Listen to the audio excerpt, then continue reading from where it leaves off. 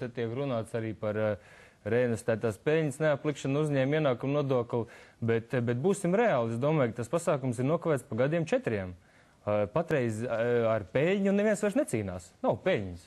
Mēs varam izmantot instrumentus, kas ir mūsu rīcībā. Viņu nav daudz, bet viņi ir.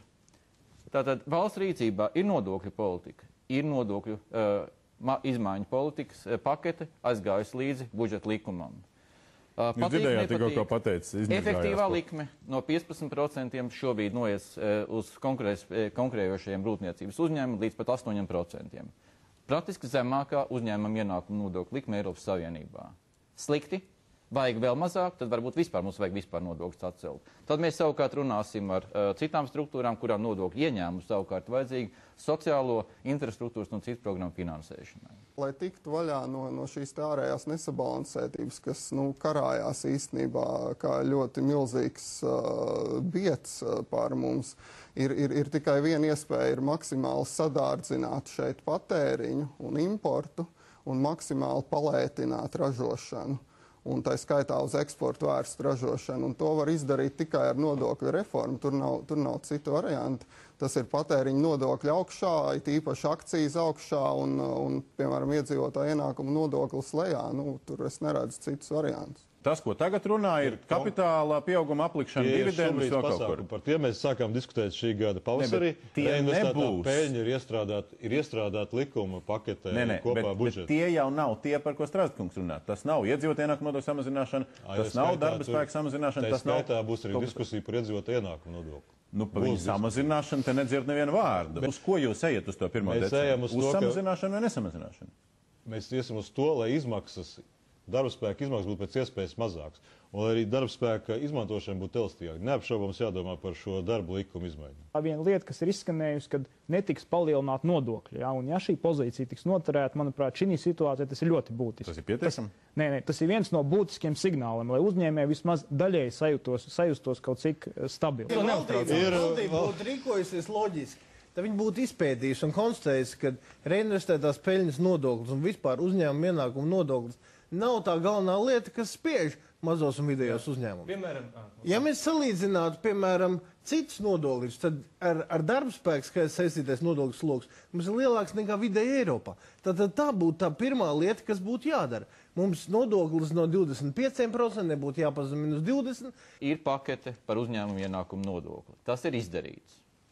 Neviens nodoklis uz 2009. gadu nav palielināts.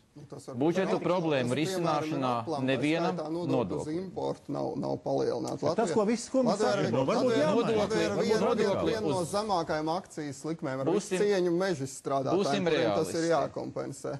Bet akcijas nodoklis mums ir viens no zemākajiem. Kas ir akcijas praktiski tikai? Degvielas akcijas pacelt. Jūs aicināt pacelt degvielas akcijas? Jo katru reizi, kad es ielēju sev bākā mašīnai degvielu, es veicinu Lietuvas mažēķu un Krievijas ekonomiku, nevis Latvijas.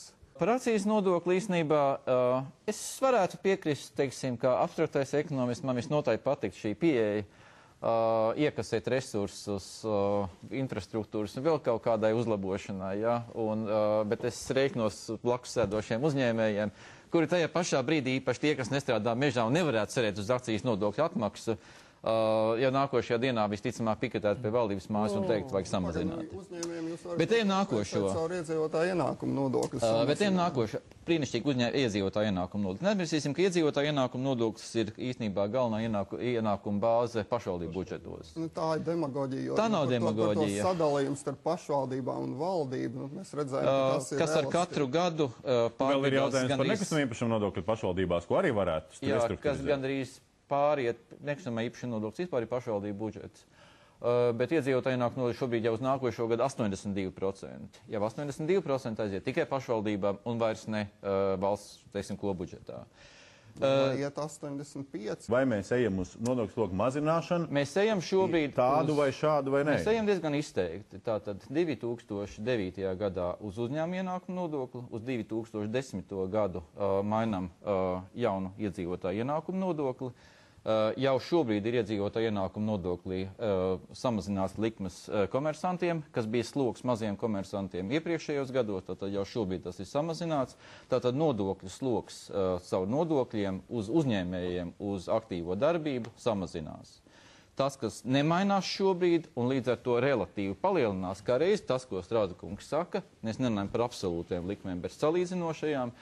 Tātad palielinās PVN likme, kas nesamazinās, tātad relatīvā likme palielinās un relatīvi palielinās iedzīvotāju ienākumu nodoklis, tāpēc, ka viņš nesamazinās. Vienmēr, kad mēs nonākam grūtībā, mēs runājam par nodokļu slogu samazināšanu. Ko tas nozīmē? Kad ar laiku mēs atdursimies, ka mūsu nodokļu slogs būs vispār nulle.